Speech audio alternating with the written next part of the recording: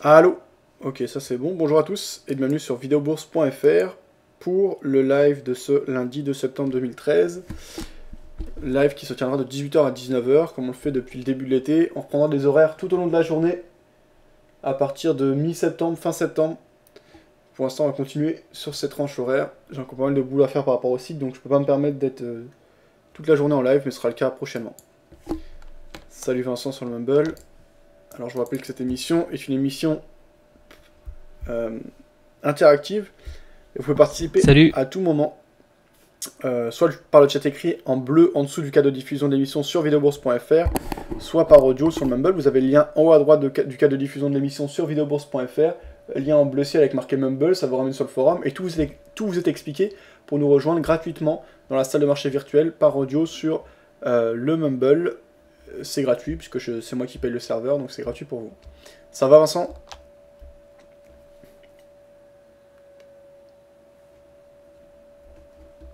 Oui, très bien, et toi? Ouais, ça roule. T'as tradé aujourd'hui ? Oui, j'ai mes positions qui ont été clôturées. D'accord, t'avais tradé quoi ? J'avais un ordre chez Saxo, une option qui vient de se terminer aujourd'hui, qui a été clôturée à 16h heure française. Et une clôture de position short sur l'euro-dollar. Ok, donc ça a plutôt baissé sur l'euro-dollar, donc ça devait être une position positive. Et par rapport à l'option, c'était quoi plus précisément comme type d'option et comme produit concerné ? C'était l'option, j'en avais parlé la dernière fois, c'était no touch sur 1,3150. Donc ça n'a pas été touché depuis 2 semaines, donc l'option a été clôturée aujourd'hui. D'accord, t'as pris une prime de combien ? 30 euros. Pour un risque de combien si on allait la toucher ? Donc la prime était de 180, le reward était de 210, donc ça faisait un risque de 180 et une prime de 30. Enfin un gain de 30 et une prime de 180. D'accord, donc la prime c'est ce que t'aurais perdu si on avait touché les 1,3150, c'est ça ? Ouais. Ok, bah c'est bien. Alors, ça s'est pas joué à beaucoup, mais en fait, elle était bien placée ton option, quoi. J'avais peur qu'il y ait un conflit ce week-end, que ça fasse baisser l'euro-dollar et que ça touche les 1,3150, et puis finalement non, c'est bien passé. Ok, bah tant mieux. Et toi, là-bas, tu l'avais ouvert, c'était à combien le cours de l'euro-dollar quand tu l'avais ouvert ? J'ai dû l'ouvrir, attends, faut que je regarde.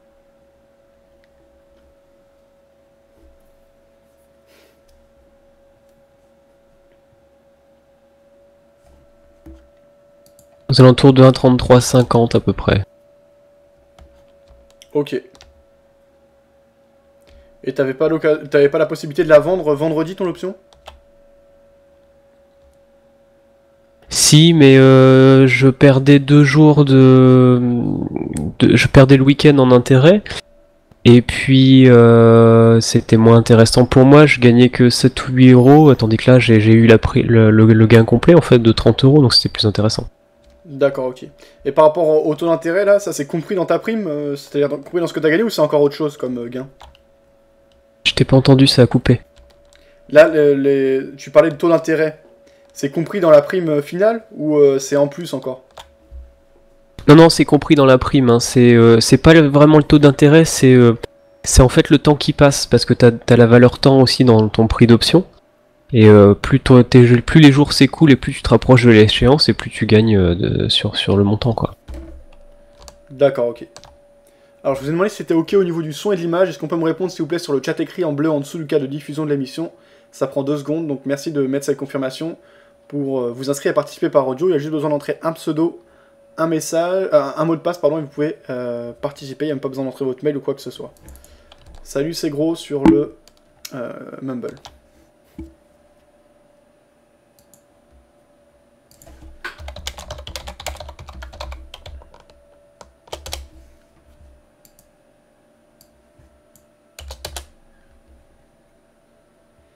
Alors, Nostra qui disait qu'il n'aimait pas les NFP, ça fait un ratio de 5 contre 1, c'est chaud quand même, par rapport à l'option, disait Nostra. Effectivement, alors après, l'option, c'est... voilà, soit on est vendeur d'options, soit on est acheteur d'options. Après, il y a plusieurs modes de calcul d'options, donc on peut tout à fait établir également des stratégies avec des ratios dans son sens, hein, Nosra. Donc voilà, après c'est à chacun son choix. Et là, effectivement, bah, lui, il risquait un gros pour prendre petit, puisqu'en l'occurrence, il risquait 6 fois plus qu'il ne pouvait prendre. Et en l'occurrence, il a pris, tant mieux pour lui. Risque de perdre quand même gagner 5 fois pour récupérer une perte, disait Nostra. Ok, merci d'avoir confirmé Nostra et Vincent que c'était ok au niveau du son et de l'image, on va pouvoir donc commencer. Alors comme d'habitude, on regarde déjà les positions en cours. Alors l'équité est actuellement à 10 297 €. Je vous rappelle qu'il s'agit d'un compte démo de 10 000 € ouvert chez ActiveTrade le 24 juin 2013, donc ça fait 2 mois et demi maintenant.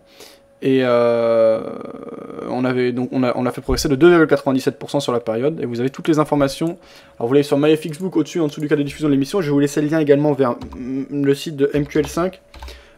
Puisque elles sont pas bonnes les statistiques données par MyFXBook. Il faut qu'ils rectifient ça et pour l'instant ils ne l'ont pas fait. Là, je vais vous donner le lien vers le suivi de mon compte chez MyFXBook. Là ce sont les bonnes statistiques. Voilà. Je vous ai mis le lien sur le chat écrit. Alors, pour information, voilà, la test trade, donc le dernier trade, ouais, 4 jours, donc ça fait un moment qu'on n'a pas pris de trade. Pourquoi il m'a mis un point d'exclamation là? Bon. En général, on prend 4,24 trades par semaine sur ce compte. Donc le profit total au niveau des positions clôturées de 1,90%. Et si on comprend l'équité positive en cours, on est à plus 2,94%. Alors, on a une équité maximum. On le voit ici qui est arrivé jusqu'à 10 853 €, donc ça faisait plus 8,53% au maximum. Et un drawdown maximum, c'est-à-dire une différence entre le point le plus haut de l'équité et le point le plus bas, qui est de 6,80%. Donc dans l'ensemble, c'est des statistiques qui sont encourageantes, puisque on a un gain maximum exprimé en termes de pourcentage qui est plus élevé que la perte maximum exprimée en termes de pourcentage, et une moyenne qui est positive. On a des pertes qui sont prises régulièrement. Ici, on voit la différence entre la balance et l'équité. Balance en bleu, équité en vert. On voit que régulièrement, on a l'équité qui repasse au-dessus. Donc, c'est pas une mauvaise gestion, on n'accepte pas les pertes, etc. Les pertes sont prises régulièrement, etc. Actuellement, on n'a pas un facteur de profit qui est élevé, puisqu'on est seulement à 1,15. Donc, il faut travailler là-dessus. On a tradé, au total, on a fait 33 trades sur ce compte. Donc, ça commence à être significatif, même si c'est pas suffisant. Voilà, pas grand-chose de plus à signaler. Et donc au niveau du risque, la balance, distribution, ok. Voilà, donc pas grand chose de plus à signaler, donc je vous ai mis le lien pour ceux qui veulent suivre. Voilà. Alors, sur nos positions en cours, on a 108 € de profit, on a 7 positions en tout ouvertes. On va commencer par les positions gagnantes. Alors le VIX est positif de 94 €, on cote actuellement 17,45, donc on va aller voir de plus près ce qui s'est passé dans un contexte de tension ancienne, mais on reviendra fondamentalement sur ce qui se passe plus tard. Déjà c'est assez encourageant parce qu'on a marqué un plus haut quasiment à 18 ce jour. À la base, on a pris position à 13 et quelques, donc l'objectif était 18 et quelques. On l'a quasiment atteint, donc ça c'est déjà une petite victoire. Et pour l'instant, on est toujours en impulsion haussière. Certes, on a une belle ombre ce jour, mais pour l'instant, je vais laisser courir cette position acheteuse sur le VIX. Donc 94 € de profit, c'est bien. Je laisse courir. Notre stop est toujours en dessous de 10, donc on en est très loin. J'ai encaissé une petite partie du gain à cause d'une arrivée à échéance. Donc on avait repris plus haut, en vérité, on était rentré plus bas, on était plutôt rentré vers là, je crois. Ouais, même pas, ouais. Enfin, c'est pas vraiment calculable, mais bon, bref, peu importe. Et donc, on va voir si on revient sur des niveaux qui ont été testés à de nombreuses reprises précédemment. Pourquoi pas vers les 20, ça ce serait une belle victoire, un beau profit. Alors, le CAC 40, on a une belle hausse ce jour. Donc, on avait une belle impulsion jeudi dernier, ou mercredi ou mardi dernier plutôt. Vendredi, on avait eu une tentative d'accélération baissière qui a échoué. Là, les acheteurs reviennent. Alors, je reste méfiant puisque la dynamique de fond est haussière, même si je tentais de jouer la vente sur les marchés actions. Bon, là, on n'a pas assez de recul, on le regardera plus tard. Mais on reste sur un élan de fond haussier. La dynamique n'est pas remise en question. Donc, pour le moment, je vais sortir du marché parce que pour moi, voilà, là, les vendeurs n'arrivent pas à prendre clairement en main le marché. Peut-être qu'ils reviendront, mais la tendance de fond reste haussière, donc je suis méfiant. Ça fait quand même un bon petit gain, ça fait 45,50 €. On aurait peut-être l'occasion de rentrer, mais là je vais pas me mettre contre l'impulsion, contre le timing, et je préfère prendre mon bénéfice. C'est un peu long à ouvrir la page là. Voilà. Voilà, donc on vient de clôturer notre position à la vente sur le CAC avec 45,50 € de profit réalisé. C'est une bonne chose. Alors, on enchaîne avec l'euro-dollar. Donc l'euro-dollar sur lequel on est vendeur, on va aller voir un peu ce qui se passe. Alors sur l'euro-dollar, on avait une très belle impulsion jeudi dernier. Vendredi, ça a été assez stable. Ce jour, ça continue à baisser un peu. Bon, on est toujours en impulsion. Les vendeurs ont moins le marché. On a cassé des précédents plus bas et on confirme ce jour. Donc je laisse courir pour le moment la vente sur l'euro-dollar. Euro-GBP, on est repassé positif. Alors qu'on a coupé un tiers de notre position. En perte. Et donc là, désormais, on gagne 26,23€ avec un swap positif de 49 centimes. Donc on va aller chercher Euro-GBP, voilà, qui est ici. Donc la dynamique est baissière. On est sur plusieurs journées d'impulsion assez fortes. Ce jour, on continue. On voit une petite ombre qui montre que les vendeurs ne prennent pas non plus facilement en main ce marché, mais voilà, ils essayent de prendre en main, ils accélèrent, ils agressent un peu, c'est bien, ils attaquent un peu, donc tant mieux, on est dans le bon sens, on laisse courir. Alors maintenant on va passer aux positions négatives, avec USD-HKD sur lequel on accumule 2,36€ de swap positif. Alors c'est plutôt une position de carry trade au-dessus d'un seuil qui est protégé depuis des années et des années par un conglomérat de banque centrale, mais on perd 39,50€ sur notre position pour le moment. Donc si on va trouver USD-HKD, voilà qu'on a ici, on voit une très grosse ombre ici, ça c'était hier. Alors est-ce que c'est un bug de ActiveTrade ou est-ce que vous l'avez vous aussi là, sur USD-HKD, la très grosse baisse qu'on a eue pendant la nuit? C'est possible que ce soit un bug, ou en tout cas qu'on ait chassé des stops, j'en sais rien. On est resté quand même au-dessus du seuil important qui est protégé, et au-dessous duquel on a notre stop loss, qui est les 7.7459, on voit notre stop loss en rouge ici. On n'est pas passé trop loin, mais on n'a pas non plus frôlé. Et on va voir ce que donnent les acheteurs. C'est un produit assez particulier, c'est pas une méthode de travail que j'ai comme sur les autres produits, là c'est vraiment une position sur le long terme avec le carry trade, et si le directionnel peut nous donner du profit, tant mieux, et le temps joue pour nous. On parlait tout à l'heure des options, c'est un peu la même logique, même si ici c'est une autre approche, puisqu'il s'agit de carry trade. Voilà. Donc on a notre position en cours, donc de l'eau à l'achat sur USD-HKD, pour l'instant perdant de 39,50€ avec 2,36€ de swap positif, une position que l'on a ouvert le 22 août dernier. Alors sur l'or, sur lequel il ne nous reste plus qu'une petite partie de notre position, puisqu'on a fermé les 4/5 de notre position à la vente. Donc on avait ouvert à 1284,56$ l'once. Le stop loss était placé à 1491$ l'once.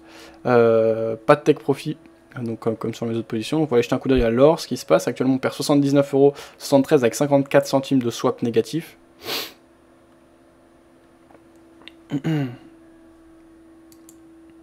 Voilà, donc on voit une dynamique de fond baissière, des acheteurs qui étaient revenus assez forts. On avait buté sur les 38,2, pour l'instant on corrige.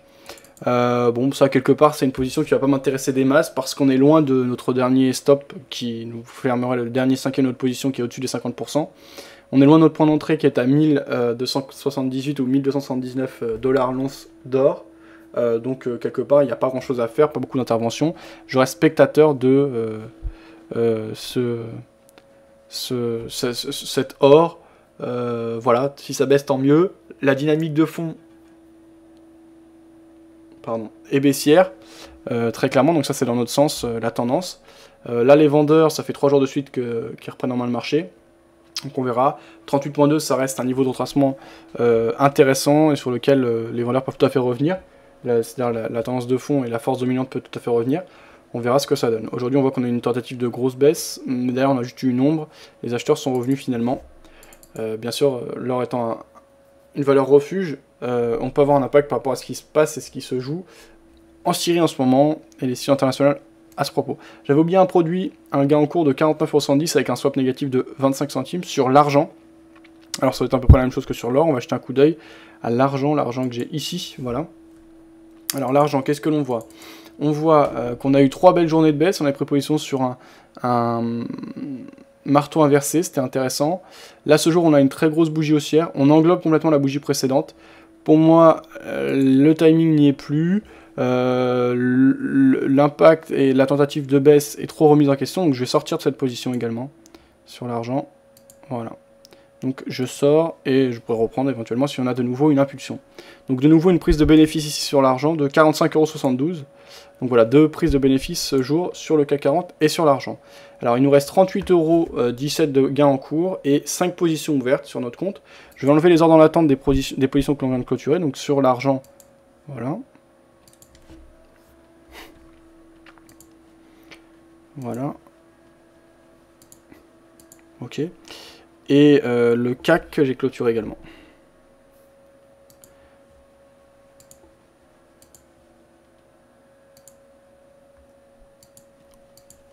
Voilà. Euro-dollar et Euro-GBP, toujours ouvert, et le reste, c'est des stops clairement identifiés et placés. Voilà, bah, tout est OK. Notre compte est bien géré. D'ailleurs, une petite information, c'est vrai que vous voyez, ce compte, je le gère que de 18h à 19h chaque jour de la semaine. Donc c'est-à-dire que c'est tout à fait compatible ce type de gestion avec quelqu'un qui travaillerait dans un bureau ou quelqu'un qui travaillerait tout court, je veux dire, à côté de son activité de trading. Bon, pour l'instant, on n'a pas beaucoup de recul, ça va être 33 trades et 2 mois et quelques. Mais si je tiens ce compte, et c'est vraiment mon objectif sur plusieurs mois, plusieurs années, on pourra avoir une idée claire et transparente de ce qui est possible d'obtenir comme type de rendement, avec un travail sérieux, mais quand même assez simple. Hein. C'est vrai que ce que je fais, oui, j'ai 6 ans d'expérience derrière, certes, mais c'est pas non plus de la folie, quoi. Le travail qui est fait, c'est de l'analyse technique assez simple, de la lecture graphique assez simple, suivi d'impulsions, suivi des tendances, lecture des psychologies des foules et des acheteurs et vendeurs assez simple, la lecture fondamentale, enfin voilà. Et finalement, de toute façon, le trading, c'est pas si compliqué. Voilà, après, il faut de l'expérience, etc. Mais bon, en tout cas, c'est intéressant de suivre. Après, on verra si c'est positif ou pas. Pour l'instant, ça l'est, on va continuer à travailler dans ce sens-là. Alors, je fais un petit point sur ce qu'il dit sur le chat écrit. Ensuite, on enchaînera avec la lecture fondamentale, et notamment en allant voir les points de vue et les points de préoccupation dans les salles de marché. Alors, sur le chat écrit, il y avait... ça, on avait vu...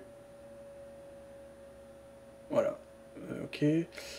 C'est une couverture, disait Vincent. Alors, n'hésite pas à développer... Hein, Ouais, Vincent, alors, par rapport à ce que tu disais sur le chat écrit, tu dis c'est une couverture. Alors, est-ce que tu peux nous en dire plus par rapport à ça, Vincent? Quelle était ta logique derrière? Tu as dit que, parallèlement, ce jour, par exemple, tu as vendu l'euro-dollar, ce qui veut dire que, quelque part, si on aurait accéléré à la baisse, qu'est-ce qui serait passé? Ta position d'option donc serait tombée à l'eau, tu aurais donc perdu 180 $, mais derrière, tu aurais fait du profit par rapport à ton short sur l'euro-dollar, c'est ça? En fait, là j'ai voulu tester l'option exotique de chez Saxo, donc le One Touch, hein, qui sont vraiment des produits faits par Saxo pour leurs clients. C'est pas fourni sur un marché centralisé comme les futurs, etc. C'est vraiment un produit fait par Saxo pour ses clients. Hein. Là, c'était j'étais short euro-dollar et j'avais pris donc juste pour voir un peu une option no touch à 1,3150. Donc si j'étais descendu là par exemple ce matin, on a testé un petit peu les 1,3180. Si ça avait descendu de 30 pips et que ça avait touché les 1,3150, j'étais assigné entre guillemets et je perdais mon option.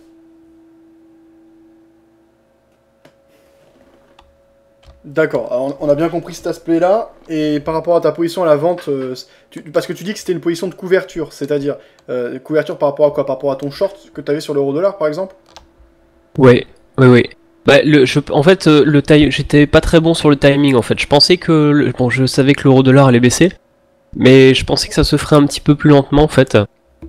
Donc je voulais gagner la valeur temps, donc le temps de l'option. Et ensuite, je pensais que l'euro baisserait. Bon, malheureusement, ça s'est fait plus rapidement. Mais dans mon esprit, ce que je voulais faire, c'était mettre une option, donc no touch à 1,3150.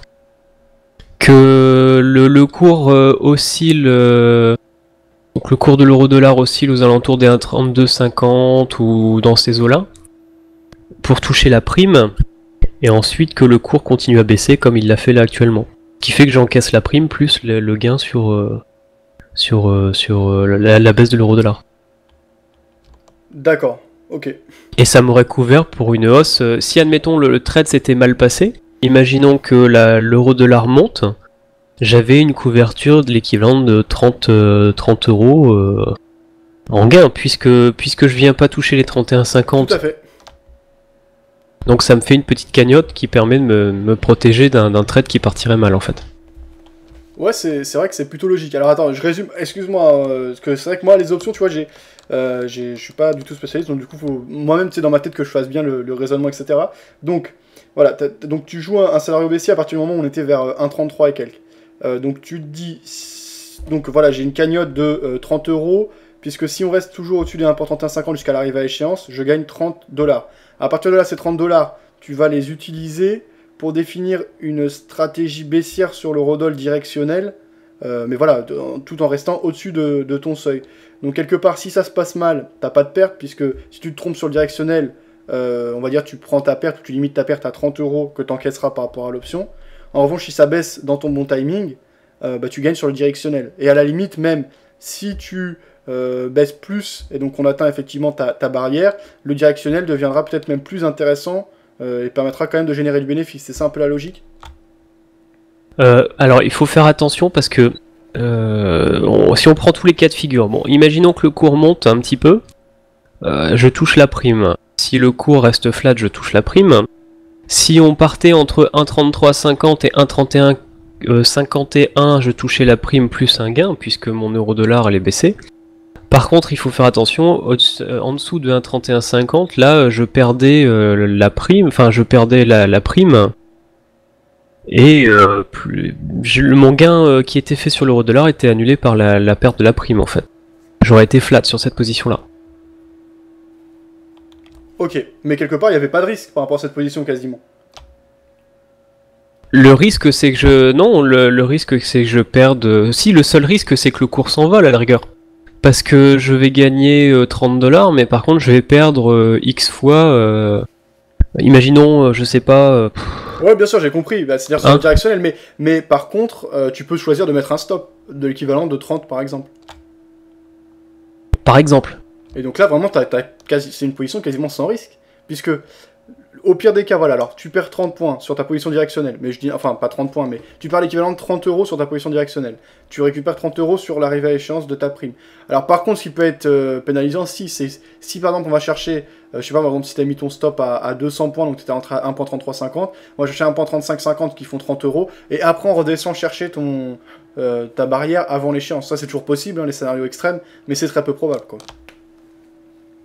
Ouais, le tout c'est d'éviter de mettre des stops ou alors de le stopper un petit peu plus loin. Mais dans le pire des cas, la rigueur, si tu... Il faut pas qu'il y ait de gros décalages du cours. Mais à la rigueur, si ton euro venait à monter un peu, c'est pas grave, tu peux retravailler après ton option exotique en fait. Parce que plus le cours va monter, plus ton option va perdre de la valeur, donc plus tu vas pouvoir la racheter à bas prix. Et après, tu retravailles en reprenant une option un petit peu plus haut, en fait. D'accord, ok, très bien. Mais c'est pas comme j'ai vu Nostra qui disait, non, il faut pas s'amuser à acheter ça à nu, parce que t'as une chance sur 6, tu gagnes 30 et tu perds 180, c'est pas du tout rentable, quoi. Ouais. Ok. Donc ça, on avait vu. Alors, qu'est-ce qu'il y avait d'autre? Et j'ajouterais même, parce que j'ai testé sur les binaires un petit peu la comparaison, chez Saxo du moins, si vous devez vous couvrir, il vaut mieux utiliser des options, les vraies options sur Forex qui sont proposées par Saxo, et pas prendre du binaire. Le binaire apparemment c'est plus de l'investissement, et je suis pas trop convaincu en fait de l'utilité de ce genre d'options.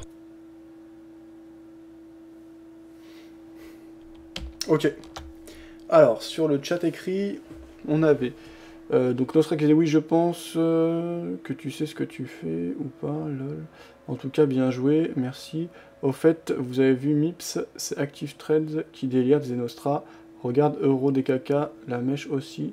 C'est MT5 plutôt qui délire, disait Nostra. Le vendredi à la clote, ça fait de ses mèches. Ça lag en live, même en low. Ah, est-ce que chez d'autres personnes, est-ce que ça rame un peu l'émission ou ça va? Moi ça va, dit Nostra, donc a priori c'est plutôt propre à Vincent. Ok, donc a priori le souci de cotation venait de chez Active Trades. Ça peut arriver, il faut en savoir plus. Voilà, on peut demander à leur support, etc. sur plus d'informations. Ok, on va enchaîner avec d'autres choses. Donc la lecture du contexte fondamental. Il est 18h26, on est bien, on est dans le temps. On n'a pas perdu trop de temps. On continue. Alors, sur Romandie, voilà. Alors, la bourse suisse rebondit fortement. Bourse de Paris, le CAC 40 rebondit, moins inquiet sur la Syrie. Donc le CAC qui reprend 1,84%, ce qui est assez important. Donc, le CAC rebondit, moins inquiet sur la Syrie, plus 1,84%. Paris, AWP, AFP. Donc d'après l'agence France Presse, en direct de Paris. La bourse de Paris est repassée au-dessus des 4000 points, plus 1,84%, lundi en clôture, regagnant du terrain grâce à un apaisement temporaire des craintes sur une possible frappe en Syrie et des indicateurs économiques positifs. L'indice CAC 40 a gagné 72,23 points à 4006,01 points dans un volume d'échange faible de moins de 2 milliards d'euros. Vendredi, il avait reculé de 1,32%. Parmi les autres marchés européens, Francfort a gagné 1,74% et Londres 1,45%. Par ailleurs, l'Eurostoxx a progressé de 1,94%. La cote parisienne, qui a oscillé autour du seuil des 4000 points une grande partie de la séance, a fini par s'établir juste au-dessus à la clôture.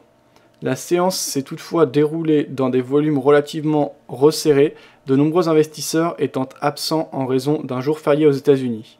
L'évolution de la situation concernant la Syrie a donné une bouffée d'air permettant au marché de se relancer après son fléchissement la semaine dernière, même s'il tâtonne un peu, le CAC 40 peinant à se hisser plus nettement au-dessus des 4000 points, explique Pierre Martin, analyste chez Saxo Bank. Le président américain Barack Obama a pris le monde par surprise samedi en annonçant sa décision de principe de frappe, mais avant un feu vert au Congrès en vacances jusqu'au 9 septembre, écartant ainsi une action militaire à court terme qui inquiétait les marchés. Des indices d'activité sur la production manufacturière pour août en Chine et en zone euro par ailleurs étaient bien accueillis par les investisseurs. L'optimisme sur une reprise économique mondiale tire vers le haut les actions pour la première séance de septembre, estime Ishaq Siddiqui, analyste chez ETX Capital.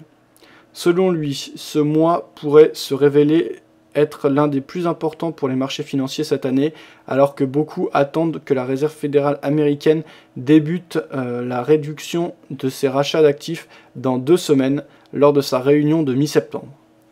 La semaine qui s'ouvre pourrait apporter du grain à moudre au marché avec une batterie de statistiques américaines sur l'emploi, dont l'emploi, et des indicateurs les plus surveillés par la Fed pour mener sa politique monétaire.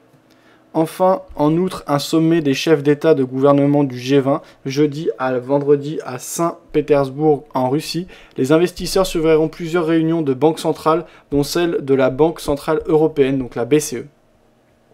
Voilà ce qu'on pouvait lire. Alors ça on avait vu, économie suisse veut un accord avec l'Union Européenne en matière énergétique, Francfort rassuré par la Syrie, le DAX reprend des forces, Syrie et Égypte font monter les prix à la pompe en France, devise l'euro baisse un peu face au dollar, marché sans grand élan, ça on avait vu. Le pétrole se stabilise à Londres dans un marché prudent. Le FTSE termine en hausse de 1,45% à 6506,19 points. Syrie, le pape tweet plus jamais la guerre, crainte au Vatican d'un conflit mondial. Au moins 20 rebelles tués dans une embuscade de l'armée.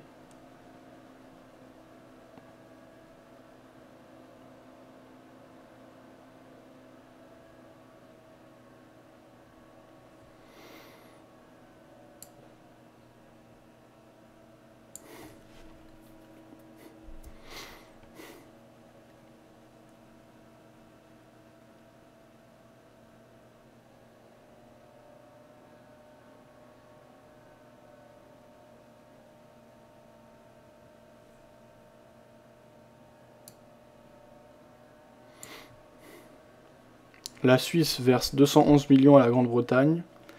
Par rapport au bon, la France emprunte 7,586 milliards d'euros à court terme à des taux en légère hausse. Devise l'euro en légère hausse, on avait vu.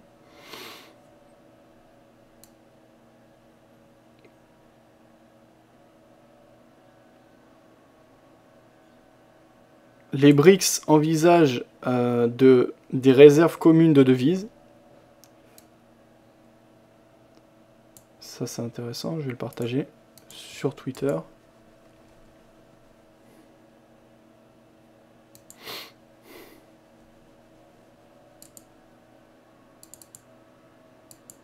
Alors.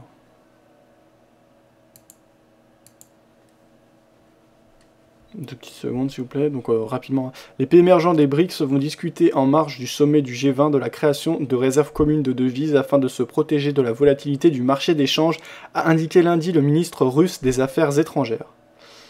Voilà ce qu'on pouvait lire. Bah alors, je peux... Qu'est-ce qu'il me fait là? Voilà. Alors...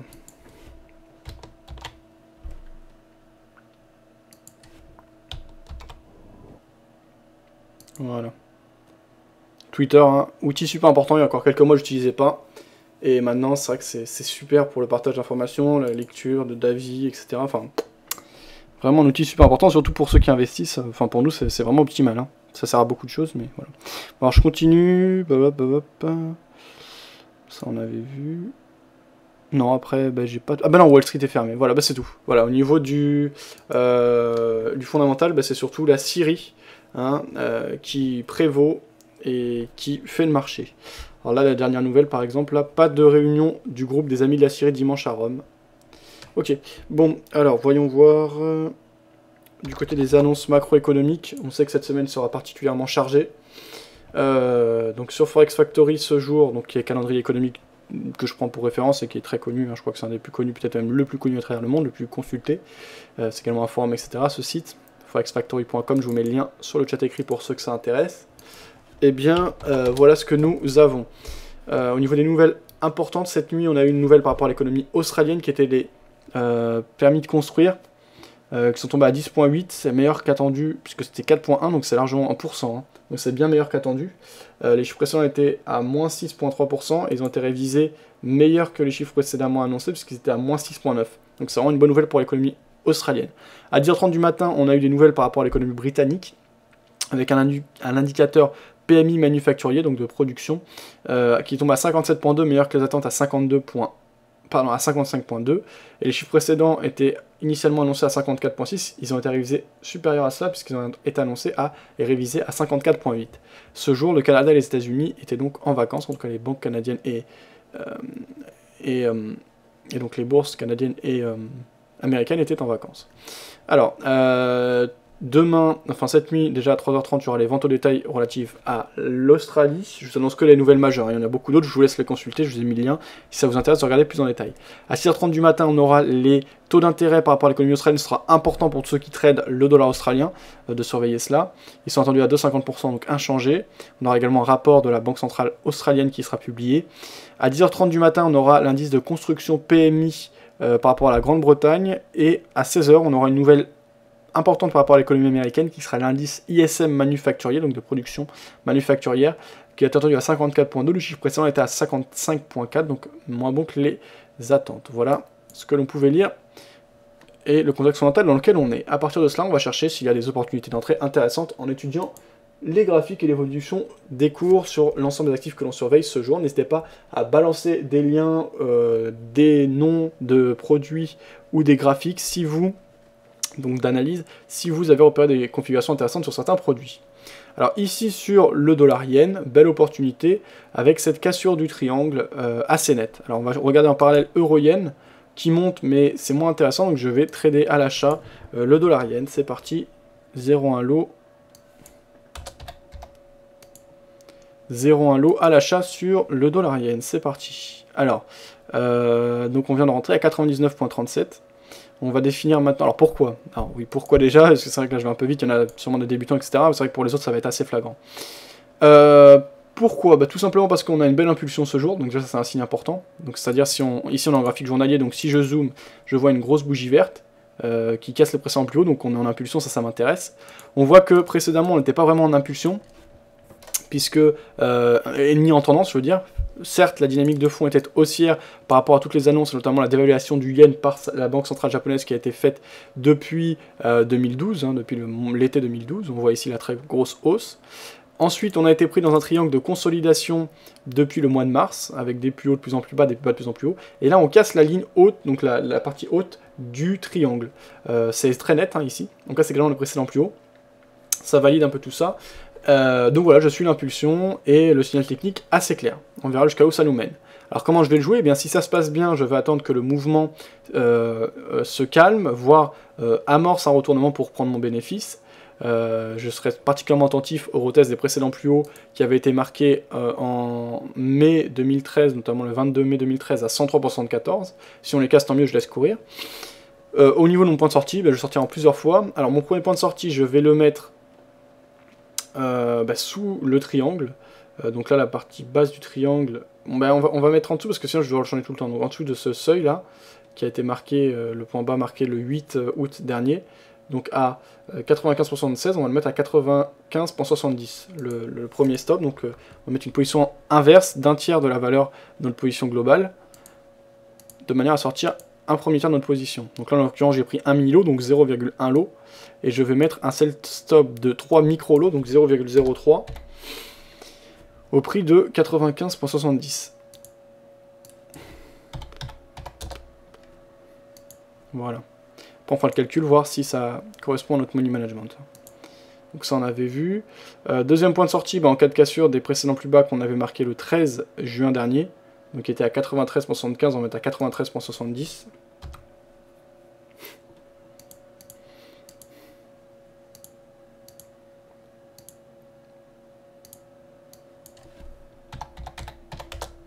Ok, ça s'est placé.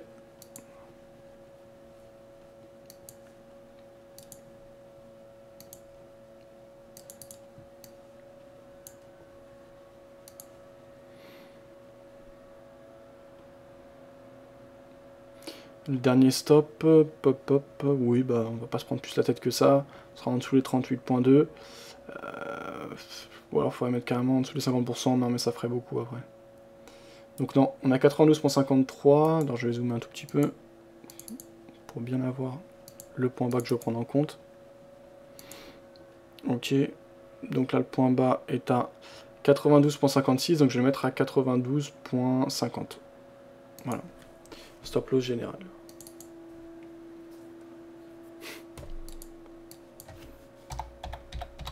Ok, bon, ça c'est bien. Voilà, donc là c'est fait, on va aller voir si ça correspond en termes de money management. Alors je vais utiliser pour ça le petit document partagé sur Google Docs par Nico. Donc je vais aller voir ça, je vais vous laisser le lien. Alors, je ne me rappelle plus où c'est. C'est un document qui permet de définir clairement le money management par rapport à une position justement où il y a des sorties multiples. Donc c'est pas toujours facile de calculer exactement combien on risque et combien on va chercher sur chaque position. Mais là on va pouvoir le définir assez facilement. Alors, par contre, il faut que je me rappelle où il est sur Vidéo Bourse, c'est toujours le problème. Il y a tellement de publications sur le forum, etc., que des fois on a du mal à s'y retrouver. Je vais essayer de retrouver ça. N'hésitez pas à participer sur le forum. Alors c'est vrai qu'en ce moment, des fois, il y a des robots qui viennent spammer avec des pubs à la con, etc. C'est peut-être pas très engageant pour participer. Ceci dit, je les enlève dès que possible et je vais bientôt trouver une solution pour complètement empêcher ces robots, en tout cas pour plusieurs mois, d'intervenir. Jusqu'à ce qu'ils trouvent une faille et que je dois trouver autre chose. Ça, c'est l'histoire des spams sur internet. Mais n'hésitez pas à participer via le forum, hein. C'est quand même très utile pour monter des projets de long terme, etc. Parce que le chat c'est vraiment pour parler à la va-vite. Mais si on veut monter des projets, etc., c'est via le forum, puisque c'est des messages qui restent, on peut discuter sur le long terme, reprendre ce qui a été dit clairement. Donc c'est plus facile pour avancer sur des projets concrets. Bon, alors je sais plus où étaient les outils de Nico.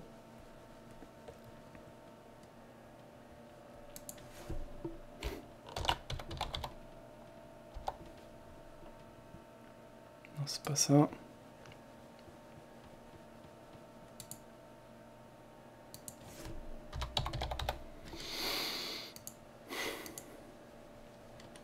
Depuis, si vous avez des questions sur le forum, n'hésitez pas, moi je réponds très régulièrement à tout ce qui est publié. Alors je trouve pas... Bon, je vais directement dans les messages de Nico. Merde.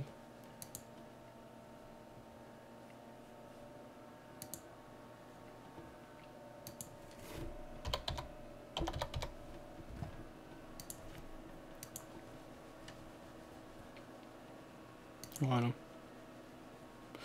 Donc, rechercher le message de l'utilisateur. Voilà, outil d'aide au money management. Je vous mets le lien déjà vers le sujet dédié à cet outil. Et nous, on va s'en servir directement. Alors, voilà, c'est ici.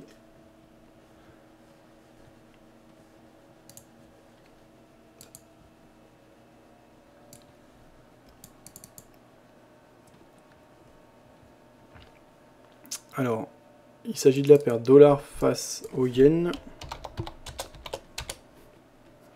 On a pris une position de 0,1 lot. Montant donc 10 000.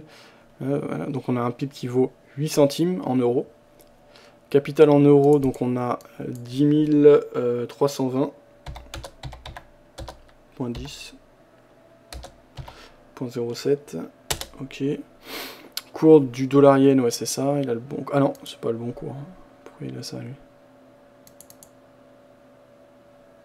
Ah, ok, bon, c'est pas grave. C'est à peu près ça. Cours d'ouverture, donc. On est rentré à 90. Non, on est rentré à 92. Non, pardon. On est rentré à 99,37. Ok. On est rentré donc à l'achat avec un premier stop qui est donc à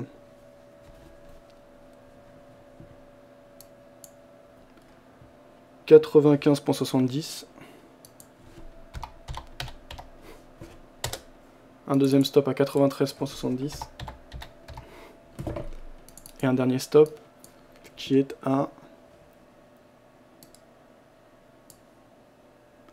92,50.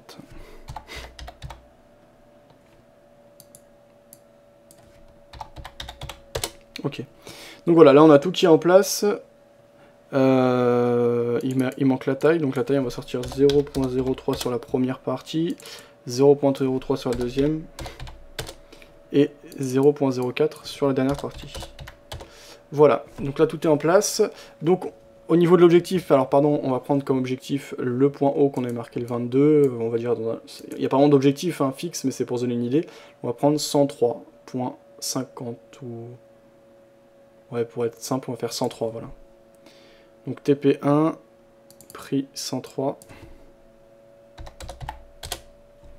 taille 0,1, on prend une fois. Voilà, tout est en place et donc le calcul se fait automatiquement. Donc je vérifie que les données sont bonnes. Vous pouvez masquer les rayures en allant dans FCA. Ok, ça on avait vu. Très bien.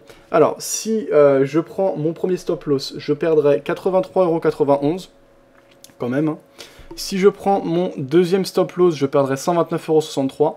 Et si je prends mon troisième stop loss, je perdrai au total 200... non, pardon, je perdrai 209,42 € uniquement sur ce troisième. Et donc sur le deuxième, je perdrai uniquement sur le deuxième 129,63 €. Ce qui fait une perte maximale possible, et éventuelle, je veux dire. Pas possible, c'est sûr qu'on aura ça si on atteint donc les 92,50 de 422,96 €, ce qui représente 4,10% du capital. Ce qui est un trade assez risqué, puisqu'en général, je suis plutôt dans l'ordre de 2 à 3%. Mais bon, ça me va, techniquement, c'est assez cohérent, donc je veux bien le jouer.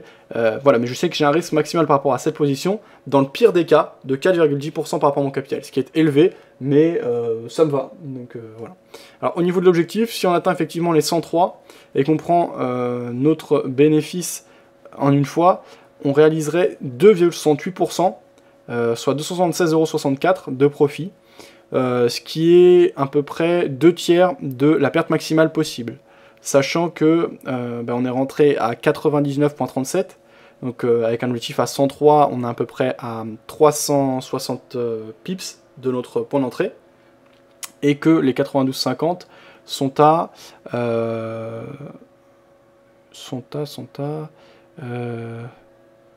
760 pips, non, même pas, sont à 720 pips, même pas 710 pips, donc ça fait à peu près le double. Voilà, donc ça me va assez bien. C'est-à-dire, dans le pire des cas, je perds 4,10%, et c'est un stop qui est 2 fois plus grand que mon objectif, qui lui, mon objectif, en termes de pourcentage de profit, serait 2/3 de ma perte maximale exprimée en termes de pourcentage. Donc voilà, c'est un trade qui me va bien. Après, on peut aussi avoir une bonne surprise, c'est-à-dire qu'on casse très facile, enfin qu'on casse. Donc ça, je sais plus si je vous ai mis le lien, je vais vous remettre sur le chat écrit si vous en avez besoin. Donc voilà, pour vous expliquer plus concrètement ce dont je parle, la possibilité ce serait un peu un événement exceptionnel positif. On parle souvent de signes noirs, il peut y avoir également des signes blancs. Ou des événements exceptionnellement positifs, ce serait effectivement, on accélère fort, comme on a eu précédemment, par exemple, par rapport à l'intervention de la Banque Centrale du Japon, une très grosse hausse avec une forte volatilité, on casse facilement les précédents plus hauts et on accélère. À ce moment-là, on peut avoir un objectif bien plus haut. C'est ça l'avantage de ne pas placer clairement de take profit, c'est que si les scénarios exceptionnellement bons arrivent, et ils arrivent de temps en temps, hein, y a pas... les marchés c'est binaire, hein, soit ça se passe bien, soit ça se passe mal, donc quand on dit mettez des stop loss parce qu'on sait pas où ça va s'arrêter, c'est vrai aussi pour les gains. Donc l'idée c'est de sortir quand le marché me montre que la dynamique s'essouffle et qu'on a des velléités de retournement. Et donc ça peut se passer très haut et on peut avoir des phases d'accélération fortes et longues. Donc on verra ce que ça donne. En tout cas, c'est un trade qui me va, dont le risque est clairement calculé, donc on peut enchaîner. Donc du coup, euro-yen, on va pas prendre, ça ferait doublon, mais il n'y a pas de situation de signal clair. Le dollar face à la livre turque qui avait beaucoup monté, là on a eu un signal de baisse intéressant. Je ne vais pas le reprendre parce qu'on avait déjà shorté à la baisse, donc je ne vais pas m'entêter pour le moment. Euro-doll, on a une belle baisse, on est en position. L'euro-cad, on a une dynamique de fond qui est haussière, avec des plus bas de plus en plus haut, des plus hauts de plus en plus haut. On avait pris un bénéfice sur la dernière position. Les acheteurs qui reviennent légèrement aujourd'hui, ce serait donc une possibilité de prise de position dans le sens de la tendance de fond ici en graphique journalier. Donc si on trace le support oblique aussi qui conduit le mouvement et qu'on relie les plus bas de plus en plus haut, voilà ce que ça donne. Ici donc on a également des plus hauts de plus en plus haut. Oui, donc je serais plutôt acheteur dans ce cadre de figure. Maintenant c'est pas non plus exceptionnel comme configuration. Il n'y a pas de grosse impulsion. Je vais voir s'il n'y a pas d'autres choses à faire. Pour l'instant je vais pas me laisser tenter plus que ça. Le CAC on est sorti, pour l'instant pas de prise de position à l'achat. Pourquoi pas, d'ailleurs je serais plutôt acheteur actuellement puisque la dynamique de fond est haussière. Je parle plus techniquement, hein. Plus bas de plus en plus haut, plus haut de plus en plus haut, et on a une dynamique et des velléités de rebond, donc dans le sens de la tendance de fond, sur phase de repli, donc pourquoi pas acheter. Maintenant, moi je suis pas fan de cet achat éventuel, parce que j'ai des convictions fondamentales plutôt baissières, donc pas de prise de position. Le VIX on est en position acheteuse, ça se passe bien. Le dollar face au dollar hongkongais, on est en position acheteuse et on est en caisse du swap, ça se passe plutôt bien. Euro GBP, on est en position à la vente et l'impulsion est vendeuse, ça se passe plutôt bien. Le pétrole a marqué une grosse ombre baissière ce jour. On voit que les vendeurs ont du mal à reprendre en main ce marché. Il y a quand même toujours de la tension et de l'incertitude en Syrie. Alors les marchés pourraient se stabiliser et repartir au niveau des actifs à risque dans le sens de la hausse si ça se calme en Syrie, puisque les marchés détestent l'incertitude et quelque part, savoir ce qui va se passer, c'est toujours mieux que ne pas savoir. C'était Ulysse qui parlait de ça sur le forum, c'était assez intéressant dans un sujet dédié aux options par rapport à Total, avec notamment Celt Invest dans la discussion, donc Paul, qui est gérant de fonds. N'hésitez pas à consulter ça sur le forum. Et donc là, sur le pétrole, je serais plutôt tenté par l'achat, parce que l'impulsion de fond est haussière. Les tensions actuellement par rapport à la série peuvent amener une hausse du pétrole. Ce jour, on voit que les vendeurs ne parviennent vraiment pas à reprendre en main ce marché. Mais bon, il n'y a pas d'impulsion si franche que ça, donc je resterai en dehors du marché pour le moment. Je aurai du concret. L'or, on est déjà en position, on en a parlé. AUD-USD remonte un peu, on ne parvient pas à casser les précédents plus bas, donc éventuellement un double bottom qui pourrait être en préparation. Pour l'instant, je n'interviens pas sur ce marché. L'euro-franc suisse, hausse, mais modérée, et moi je cherche et je traderai à l'achat les impulsions haussières au-dessus de 1.20, donc on est bien au-dessus de 1.20 puisqu'on a 1.325, mais on n'a pas une impulsion haussière suffisante. Ici on en aura une, et je prends à ce moment-là, ce qui est bien c'est que le taux d'intérêt joue dans mon sens, et que j'ai un seuil qui est protégé par la Banque Centrale Suisse, les 1.20. Alors j'ai un timing qui est sympa, c'est-à-dire j'attends une bonne impulsion, je suis le mouvement, et dès que ça se calme, tac, je prends le bénéfice. Donc ça me semble être des positions intéressantes, mais là on n'a pas une impulsion assez forte. Sur le câble, il n'y a pas de direction claire, on est dans de l'hésitation, plutôt dans la partie haute d'un espèce de range dans lequel on évolue depuis le mois de février 2013, et ce jour on a une grosse ombre, donc on ne sait pas vraiment où on va, ça ne m'intéresse pas. L'argent on a pris le bénéfice, pas de prise de position pour le moment. NZD-USD on bute au-dessus d'une zone de support horizontale, pourquoi pas acheter, moi je suis pas fan de ce type de prise de position, mais ça peut présenter des ratios intéressants. Effectivement, là on voit que les vendeurs ont échoué, les acheteurs commencent à revenir, donc on a vraiment une amorce. C'est un bon timing, je pense, pour acheter, se protéger sous les précédents plus bas, et chercher un objectif, voilà, pourquoi pas 2 fois plus grand que le stop loss. Par exemple, un retour vers la partie haute d'espèce de range dans lequel on évolue depuis le mois de juin. Alors, du côté du Dow Jones, on remonte un peu, la pression est toujours plutôt baissière. Il y avait des choses, et il y a toujours des choses intéressantes à faire, à mon avis, à la baisse, puisque les marchés américains sont très hauts, c'est plutôt une lecture fondamentale. Techniquement, la dynamique de fond reste haussière, avec des plus bas de plus en plus haut, des plus hauts de plus en plus haut, mais on voit que ça commence à peiner. Donc pour moi, c'est le bon timing pour commencer à mettre en place des stratégies de vente. Alors après, on réfléchit selon ce qui nous plaît, on peut ajouter des options, on peut gérer sa stratégie comme on le sent, mais pour moi, c'est des velléités de retournement ou d'essoufflement en tout cas à long terme, comblé et ajoutons à cela de fortes possibilités à propos d'un ralentissement du quantitative easing, donc le programme de rachat d'actifs américain qui avait amené des hausses tout à fait intéressantes, qui avait vraiment soutenu la hausse des marchés actions américains ces derniers mois. Pour beaucoup, cela a été artificiel. Donc qui dit artificiel dit retour au concret à la réalité, c'est l'explosion des bulles. Là après je ne dirais pas que ce soit une bulle, mais on peut avoir un rééquilibrage, et donc pour moi c'est un bon timing pour établir des stratégies baissières, mais c'est pas le bon moment à court terme pour rentrer. Mais si on a des belles phases de pression vendeuse, comme je l'ai fait précédemment, on a déjà pris pas mal d'argent sur le Dow Jones, je n'hésiterai pas à vendre. D'ailleurs, si on regarde dans l'historique, je crois qu'on a pris 2 positions sur le Dow Jones depuis qu'on a créé ce compte, là, sur les 33 trades. Ah oui, d'accord. Donc, si on classe par produit, symbole, voilà. Symbole, donc là, on a pris... Donc sur le VIX, qui est un dérivé du S&P, on a pris 14,99 €. Sur le Dow Jones, on a pris 150,90 €. On a pris 31,53 €. On a pris 103,74 €. Et on n'a pas pris de perte. Donc vous voyez, le Dow Jones, pour le moment, c'est le produit phare quelque part de ce compte. Hein, on a fait nos sous sur les marchés américains pour le moment, et sur la vente de ces derniers. Donc bah c'est bien, on est sorti avec des timings intéressants. On aurait peut-être profité plus en laissant courir, mais c'est jamais évident. Il faut prendre des choix, des décisions, vraiment. Alors sur les bons européens, on a une baisse sympa. La dynamique est plutôt baissière avec des plus hauts de plus en plus bas, des plus bas de plus en plus bas. Attention, puisqu'on a une zone de support qui se met en place, donc vendre maintenant c'est un peu risqué. Il faudra attendre la cassure de cette zone de support, donc on va matérialiser avec voilà, une ligne horizontale bleue. Voilà, et c'est une zone et pas seulement une ligne, donc on va l'étendre jusqu'à ces plus bas là. Jusqu'à 138,83, on est actuellement à 140,04, donc c'est pas le bon timing et le bon moment pour vendre, même si l'impulsion est plutôt intéressante. Le Nikkei remonte bien, voilà, donc on amorce un rebond. J'ai acheté le dollar yen, on va voir ce que ça donne. Je n'achèterai pas le marché action japonais, mais j'ai acheté le dollar yen et on a vu qu'on avait une forte corrélation ces derniers mois, puisque c'était la banque centrale japonaise qui faisait un peu la pluie et le beau temps et qui était le driver de ces marchés, qui avait tendance à se corréler par rapport à cela. Sur le S&P 500, ici, retour de la hausse. Pour le moment, je suis plutôt sur un biais baissier psychologiquement et fondamentalement. Quand je parle psychologique, c'est-à-dire psychologie, ma lecture psychologique des marchés, donc de la notion d'offre et de demande par rapport aux foules. Et on est très haut sur le S&P. Je surveille plutôt des signaux baissiers. Pour le moment, il n'y en a pas. Le café, baisse intéressante. On est sur des plus bas. C'est pas un produit que j'ai plus de trader. Il a pas l'air très volatile, ça m'intéresse pas. L'action suisse remonte un peu, tant mieux, ça m'intéresse pas. Le sucre, oui, plutôt dynamique baissière, mais je n'ai pas de recul par rapport à ce produit, ça ne va pas m'intéresser directement. Il faudrait qu'on fasse une session consacrée à ça pour mieux que je connaisse ces marchés peut-être. USD, CAD, donc le dollar face au dollar canadien, on a une dynamique de fond haussière. On approche des précédents plus hauts, on n'a pas non plus une énorme volatilité et une énorme pression ce jour, mais si on casse ces précédents plus hauts avec force, pourquoi pas acheter. Il y avait une réaction de Segro sur le chat audio Mumble. Alors, Segro qui disait...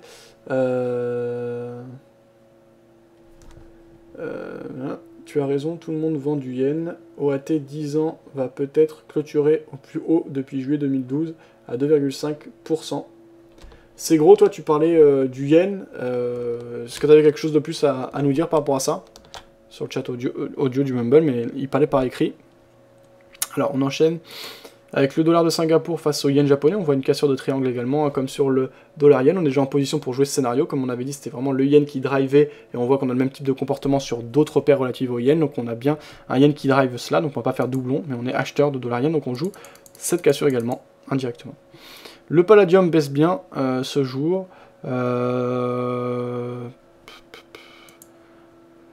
Palladium... Ouais, alors on a vu que l'or et l'argent surtout remontaient pas mal aujourd'hui. Le palladium quant à lui baisse. On est sur 3 jours consécutifs de baisse.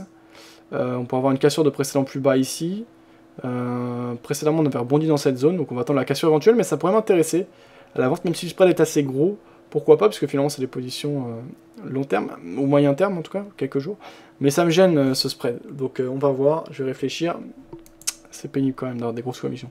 Alors le dollar américain face à la couronne norvégienne, non, pas de signal franc, dynamique de fond haussière, plus haut précédemment marqué. Ce jour on a plutôt un élan baissier, mais qui en plus pas particulièrement suivi parce qu'on a une belle ombre, donc ça va pas m'intéresser. Euro face à la livre turque, là l'élan haussier était très fort. Si je dois trader à l'achat, j'ai les intérêts contre moi, donc je ne travaille que les impulsions pour être vraiment dans le bon timing, laisser moins de temps possible pour pas me prendre trop de commissions dans les dents. En revanche, si je cherche des signaux baissiers, je n'hésiterai pas à rentrer sur des points hauts ou des amorces de rebond. C'est-à-dire, alors, par exemple, là, c'était un bon point d'entrée.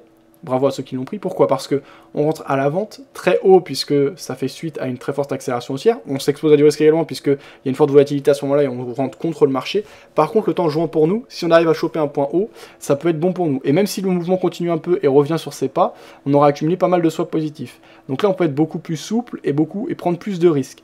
Par contre, l'inverse n'est pas possible. C'est-à-dire prendre position à l'achat maintenant en se disant voilà, c'est le point bas, j'achète. Le problème, c'est que si la correction dure et qu'on va rester, par exemple, les précédents plus hauts, donc les 2.59-54, actuellement on a 2.66-42, ben on va se manger un swap négatif sévère parce que le taux d'intérêt est très important entre l'euro et la livre turque. Et même si ça monte et qu'on gagne un peu, ben on perdra de l'argent. Donc on peut pas jouer de la même manière quand il y a vraiment des paires qui sont fortement impactées, notamment sur du swing, par le taux d'intérêt, dans le sens du taux d'intérêt que contre ce dernier. Donc là, pourquoi pas vendre, hein, c'est encore des signaux intéressants, bon, c'est vraiment une confirmation. Alors plus on attend la confirmation, aussi plus on rentre tard. Donc quelque part, si on attendait la confirmation, alors je comprends que par exemple ce jour-là, on ne devait pas rentrer parce que c'était trop tôt, mais c'était quand même un très beau signal, et je comprends qu'on soit rentré également. Si on attendait un jour de plus, je comprends qu'on soit rentré ici. Maintenant, rentrer maintenant, on a quand même eu d'autres confirmations, donc ça fait un peu beaucoup. Ça fait entrer un peu tard. Surveiller des points d'entrée à l'achat, pourquoi pas. Maintenant, moi je suis pas fan parce que on n'a pas de forte impulsion. Moi je préférais vraiment rentrer sur impulsion haussière afin d'avoir un timing optimal pour rester le moins de temps sur le marché. C'est-à-dire que tout de suite le marché parte dans mon sens ou contre moi, mais que je sois fixé et que je puisse sortir du marché de manière cohérente. Voilà. AUD-NZD, pas très intéressant. Dynamique de fond baissière, on retourne dans la zone de résistance. Pourquoi pas shorter, mais il n'y a pas de signal clair dans ce sens. Euro-AUD. Ici, on a donc un espèce de double top qui pourrait être en train de se mettre en place. On avait une fausse cassure des précédents plus hauts. Des vendeurs qui reviennent, pourquoi pas shorter, notamment pour ceux qui sont amateurs de ratio gain perte important, puisqu'on peut shorter maintenant, placer son stop au-dessus des précédents plus hauts et aller chercher des niveaux de retracement, par exemple via les retracements de Fibonacci. Donc si on prend... Alors on va simplifier le graphe là.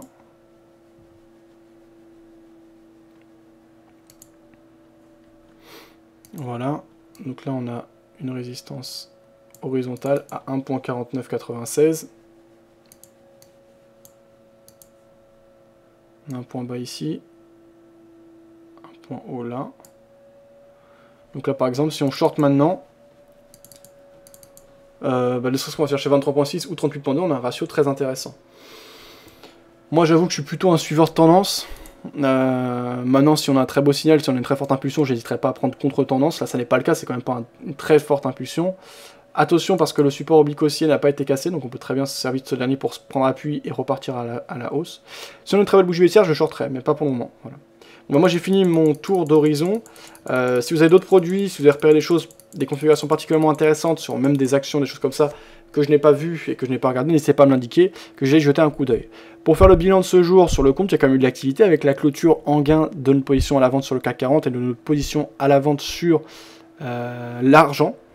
Et on a eu une prise de position, donc c'est un achat sur le dollar yen. On a actuellement 1, 2, 3, 4, 5, 6 positions sur notre compte de trading, dont une de carry trade dollar face au dollar hongkongais, une spécifique par rapport au VIX avec un stop fixe, et les autres donc stop sortis en plusieurs fois, donc en l'occurrence en 3 fois si ça se passe mal, 3 fois un tiers, et dont l'or dont j'ai déjà sorti 2 tiers, même plus que ça, 4/5e, et prise de bénéfice en une fois si ça se passe bien.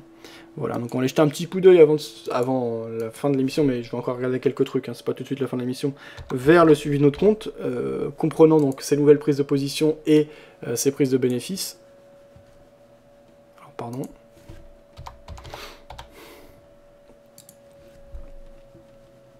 Voilà donc le suivi du compte, donc on voit une performance au niveau des gains clôturés qui remonte un peu, tant mieux. On est désormais à 2,81% de profit au niveau des gains clôturés, et on a toujours une équité légèrement au-dessus de notre balance, on voit ici l'équité en vert. Donc ça se passe plutôt bien pour le compte, on continue à trader, donc on a désormais 35 trades clôturés. On a clôturé 21 trades en gain, on a clôturé 14 trades en perte, et on a une moyenne de... gain de 74,91€, par contre on a une moyenne de perte de 92,30€, ça serait bien que ça s'inverse. Voilà, donc on a un facteur de profit de 1,22. Voilà, pas grand chose de plus à signaler. Et je vous relaisse le lien pour suivre l'évolution du compte. Vous pouvez suivre même quand l'émission n'est pas en cours. Alors, nous, on a fini notre travail concret par rapport au compte. Je vais aller faire un point sur ce qu'il dit sur le chat écrit. N'hésitez pas à réagir, à poser des questions maintenant si vous en avez. Autrement, on va aller lire un article ou regarder une vidéo intéressante en rapport avec l'actualité de ce jour, les publications, etc.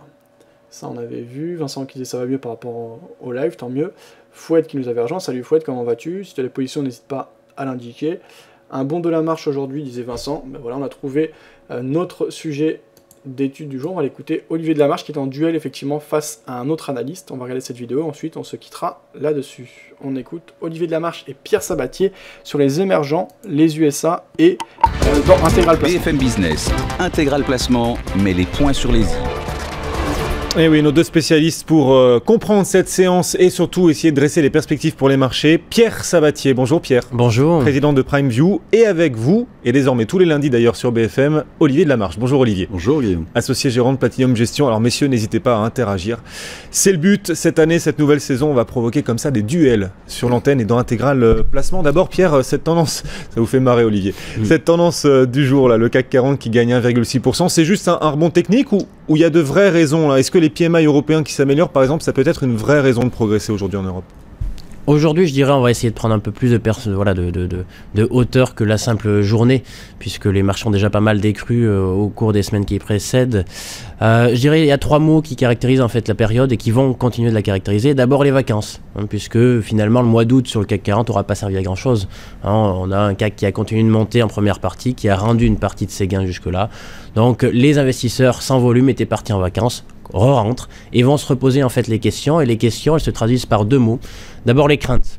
Aujourd'hui, clairement, les investisseurs sont animés par des craintes, notamment des craintes en provenance des émergents.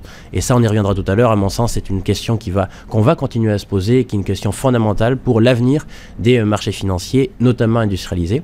Et le deuxième mot, je dirais, c'est aussi l'espoir. En schizophrénie ou en contradiction, l'espoir porté et diffusé par les entreprises. On a eu les chiffres finalement des saisons de publication de résultats pour les entreprises européennes, notamment les entreprises du CAC 40, avec des bénéfices, je crois, en baisse de 16% sur le premier semestre. Et pourtant, les discours sont extrêmement optimistes, voire élogieux. Donc voilà, amusant à voir en fait sur quel pied on va danser et quel mot va l'emporter entre les craintes d'un côté en provenance des émergents et l'optimisme et l'espoir porté aujourd'hui par les entreprises. On verra tout à l'heure si lequel des deux l'emportera. Donc on évacue totalement d'un revers de main, Pierre, les bruits de bottes, les atermoiements de nos dirigeants sur la question syrienne? Absolument pas. La géopolitique est... Ça, je crois que ça fait maintenant quelques années d'ailleurs qu'on en parle, à savoir que nous sommes rentrés dans une décennie politique. Donc nous sommes en 2013, a déjà débuté depuis 2010, je dirais. Géopolitique liée à des tensions en Afrique du Nord, au Moyen-Orient, en Europe aussi, des tensions qui là sont plus d'ordre politique. Donc tout ça, bien sûr, interagit. Le facteur numéro 1, et ça, bien entendu, aucun des pays n'avait intérêt à ce que ça se produise, c'est l'augmentation du prix du pétrole. Bien évidemment, tout ça augmente encore un peu les tensions récessives. Dans les émergents, c'était déjà là, donc c'est pas bon. Et pour les pays industrialisés où on avait quelques espoirs de regain de croissance, là aussi c'est mauvais. Donc bien entendu c'est là, mais je dirais que le monde a jusqu'à maintenant, depuis 2-3 ans, été habitué à vivre avec une prime de risque géopolitique sur les prix du pétrole entre 10 et 20 $. Elle s'est effacée au cours du premier semestre, mais elle est là sinon depuis déjà quelques années. Ouais. Donc voilà, malheureusement c'est un aspect, un impact récessif supplémentaire que les émergents auront du mal à supporter et que nos pays industrialisés auront du mal là aussi à supporter au regard de la faiblesse de nos espoirs de croissance. Oui, et vous semblez vraiment insister et vous inquiéter de la faiblesse des émergents. C'est vrai qu'ils se sont cassés la figure en bourse cet été. Là, ça remonte depuis 2-3 séances.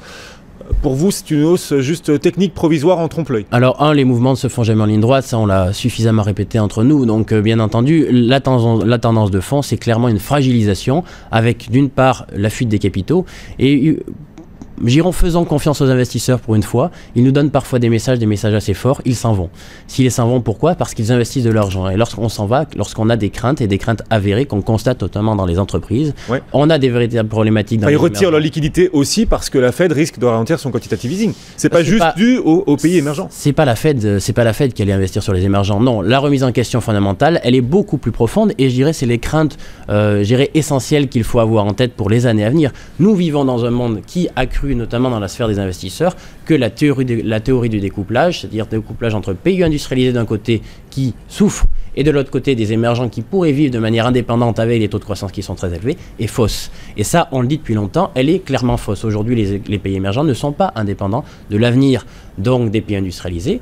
qui n'est pas fameux, d'une part, et d'autre part, doivent faire face à des réformes structurelles qu'ils auront énormément de mal donc, à assumer. D'une part, pour les pays avec des déficits courants très forts, on en parle souvent, le Brésil, l'Inde, mais aussi pour les pays à excédent courant. Là aussi, on l'a beaucoup évoqué jusque-là. On ne parle pas de la Chine, les Chinois ne nous parlent pas d'ailleurs. C'est relativement rare, en sachant qu'ils ont fait preuve d'une remarquable communication maintenant depuis de nombreuses années. Ils ne nous parlent pas parce qu'ils ont des choses à gérer. Des choses qui sont des réformes, une récession qui est extrêmement profonde, une bulle du crédit qui est extrêmement profonde également.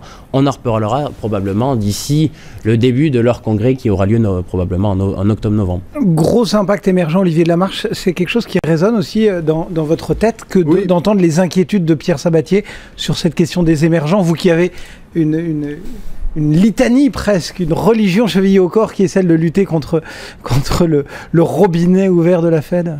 Oui, non, tout à fait. Mais j'en ai parlé la semaine dernière des émergents en disant que le problème était plus profond simplement qu'un arrêt des QE et ce qui pourrait avoir comme conséquence une baisse des liquidités investies sur les émergents.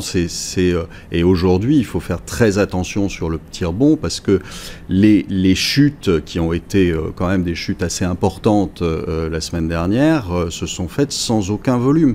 Malheureusement, les investisseurs aujourd'hui sont piégés. Ils sont rentrés depuis qu'on leur dit que c'est génial de rentrer sur les émergents.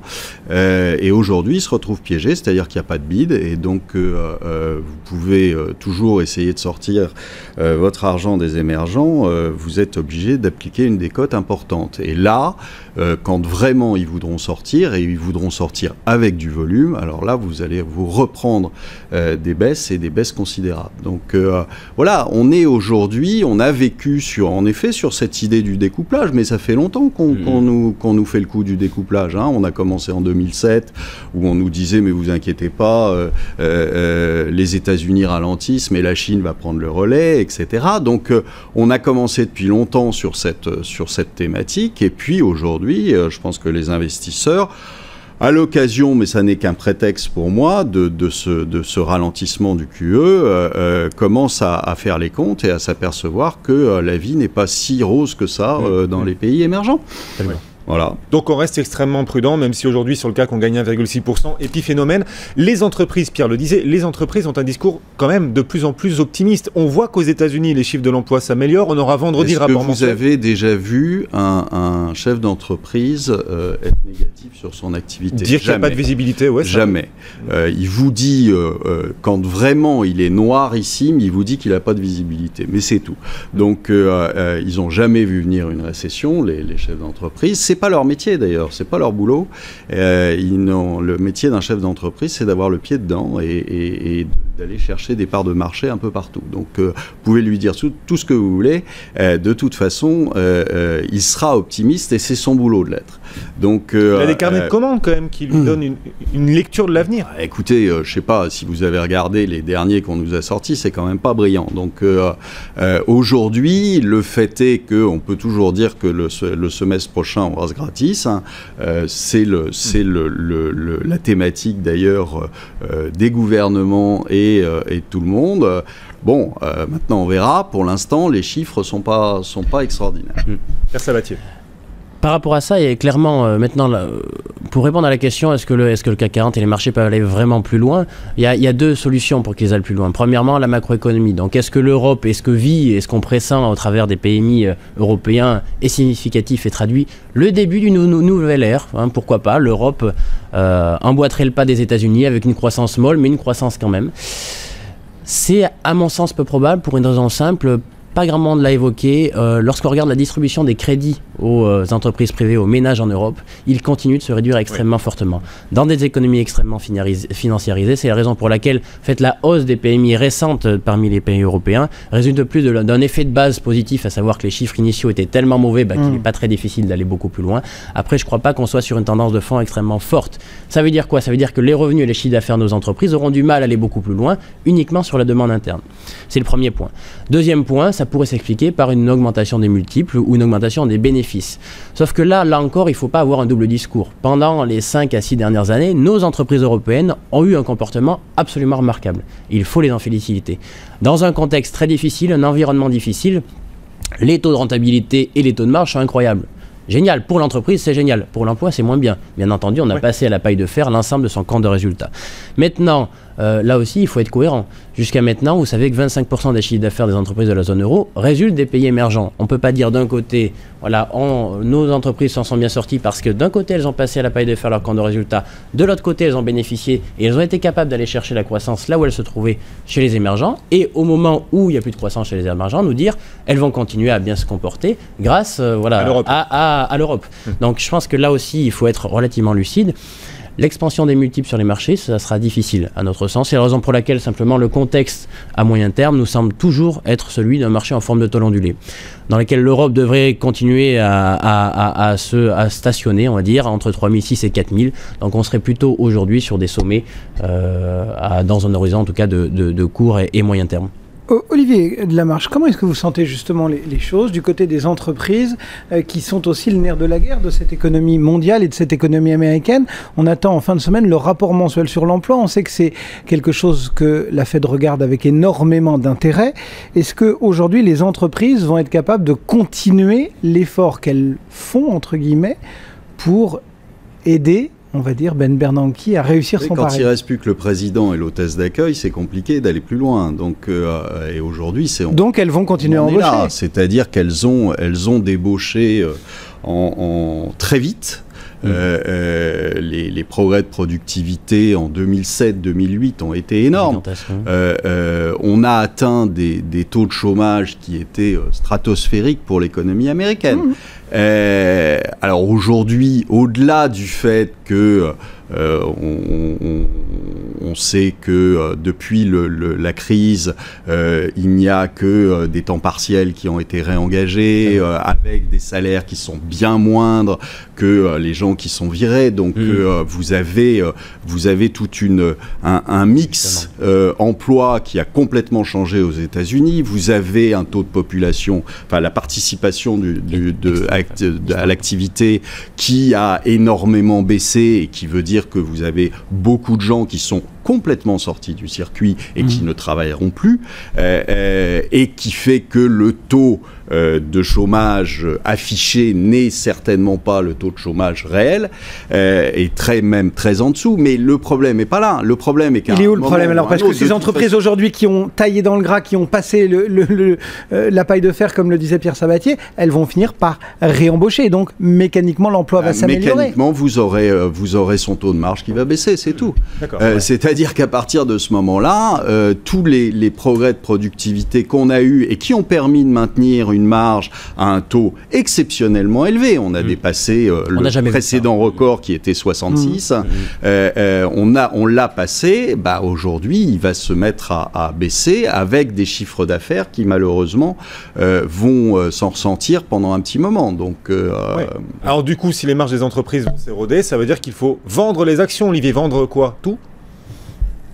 Moi, je vous dis de toute façon depuis très longtemps que le Standard & Poor's est complètement gonflé, et que les marchés européens aussi. Pour moi, on n'a rien à faire. On a augmenté de beaucoup les price earnings plus que les résultats. Et donc aujourd'hui, on est sur des niveaux qui sont absolument incohérents avec la capacité de croissance du pays. Ce serait quoi le voir qu'on a publié un PIB américain la semaine dernière.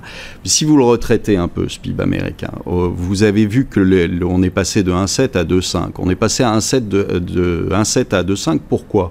Simplement parce que les importations baissaient. C'est pas un signal formidable pour l'économie. Dans les 1,7, vous avez 0,6%, c'est les stocks.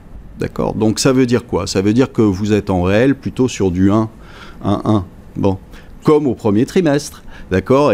Ça veut dire que si vous avez une croissance qui est autour de 1 aux États-Unis, avec des taux bientôt à 3, il y a un souci, il y a un vrai souci. Donc vous rentrez dans une période où vous allez avoir une croissance très très faible, une dette qui est plus que conséquente. On va en discuter d'ailleurs à la fin du mois. Le plafond de la dette américaine qui sera atteint en mi-octobre. Plus que conséquente, il est déjà atteint. Il est déjà passé au-dessus, mais par des manips comptables, on fait semblant de ne pas s'en être aperçu. Mais vous êtes déjà largement au-dessus de 100% aux États-Unis en termes de dette. Vous avez des taux qui ne cessent de monter, qui sont à 3 à peu près. Du coup, le bon niveau du S&P, ce serait quoi? Le niveau approprié, là, en un mot. Et puis Pierre Sabatier nous donnera ses perspectives. Non, parce que si je vous le dis, ça va vous faire peur, mais c'est beaucoup plus bas que ça. Vous avez un vrai professionnel en face de vous. Le vrai niveau, le niveau fondamental du Standard & Poor's, pour moi, il a jamais été à 1600 points. S'il est à 600, c'est bien. Ah oui. Pierre Sabatier, 600, le vrai niveau du S&P. En fait, c'est un exercice qui n'est pas possible, à mon sens, de réaliser, tout simplement parce qu'on est sorti aujourd'hui, la valorisation des marchés actions, notamment américains, peut être assimilée en fait à de l'administration de prix. Vous savez, ce qu'on faisait dans nos économies en fait dans les années 70. Lorsque un des acteurs, et notamment un des acteurs primordial sur les marchés financiers américains, quand je dis marché financier, je parle des actions mais aussi des obligations, puisque c'est un tout. C'est les la marchés Fed. financiers, c'est ce qui est capable de capter l'épargne à disposition. Donc il y a l'épargne privée et l'épargne publique. L'épargne publique, c'est qui aujourd'hui? C'est la Réserve fédérale. La Réserve fédérale aujourd'hui, bien entendu, a faussé le prix réel des actions. Maintenant, à savoir quel doit-il être ce prix réel, c'est quasi impossible à dire. C'est aussi pour la raison pour laquelle les investisseurs le savent, ce que je dis, qu'on est dans de l'administration de prix, à savoir que les marchés montent ou baissent, pas pour des raisons fondamentales, mais pour des raisons d'interventionnisme, pas du gouvernement, de la Réserve fédérale d'une part. C'est plutôt bien géré. C'est plutôt très bien géré puisqu'on a créé un effet richesse positif. Vous savez, ça fait longtemps que je dis que la gouvernance américaine a été terriblement plus efficace que la gouvernance européenne. Maintenant, il va falloir en sortir. La crise provenait de là-bas et ils ont réussi, entre guillemets, à la diffuser chez nous et à s'en sortir qu'à un cas. Alors ça ne durera pas, certes, mais aujourd'hui, leur position finale est bien meilleure que la position des Européens. Maintenant, la crainte pour les marchés, c'est qu'est-ce qui se passe lorsqu'on enlève l'acteur principal qui a fait les marchés financiers américains depuis maintenant 4 à 5 ans. Ouais. Alors la bonne nouvelle, c'est qu'on ne l'enlève pas d'un coup. Et que globalement, on a des professionnels de la communication qui vont nous parler, qui vont nous accompagner pour essayer justement d'éviter de retourner à un S&P à 600 dès le mois prochain. Parce que là globalement, parce que c'est vous nous réinviterez plus souvent d'ailleurs. Un S&P à 600 le mois prochain, je suis sûr qu'on sera invité tous les jours. Ouais. C'est pas fait. Ils vont tenter de le faire. Le problème, c'est comment vont-ils réussir à le faire. Le problème, pour l'instant, ça se passe bien. Wall Street a plutôt pour l'instant, ça se passe bien. Pour l'instant, ça se passe bien. Malheureusement, on s'aperçoit à chaque fois la crise. Oui.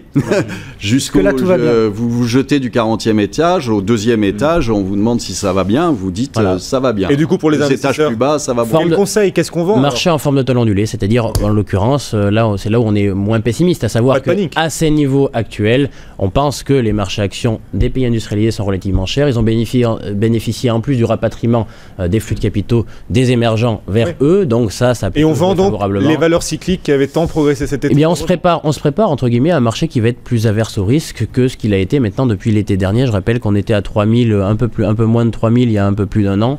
On est aujourd'hui à 4000. Bon, 3000, 4000, ça fait déjà des beaux gains. Comme je disais, fin juillet, partez en vacances, il est temps, vous avez fait de bons profits. Aujourd'hui, avec un CAC 40 à 4000, je pense là aussi on peut continuer en fait à prendre ces bénéfices progressivement parce qu'on reste dans un marché en forme de talon ondulé. Bon, il y a des bénéfices à prendre, il y avait des beaux profits à réaliser, Olivier, quand même. Ah mais tout à fait, mais des profits qui ne sont en rien, comme le disait Pierre, qui ne sont en rien portés par les fondamentaux, qui sont simplement de la manip de marché, quoi.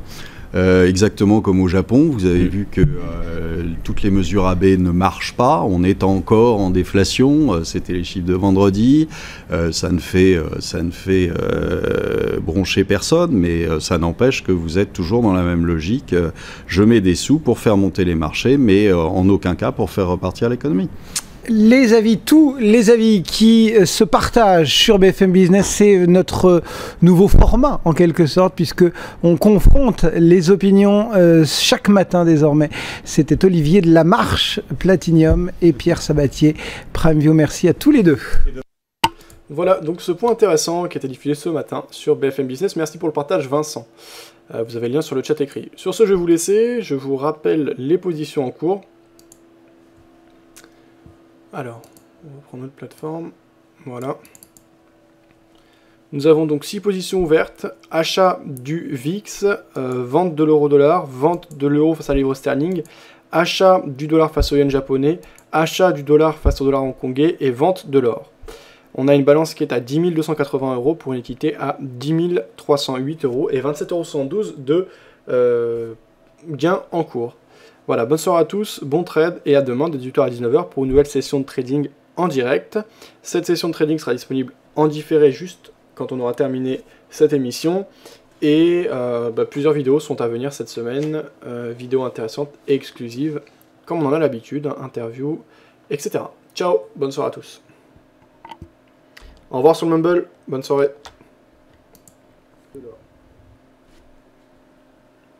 Bonne soirée Fab.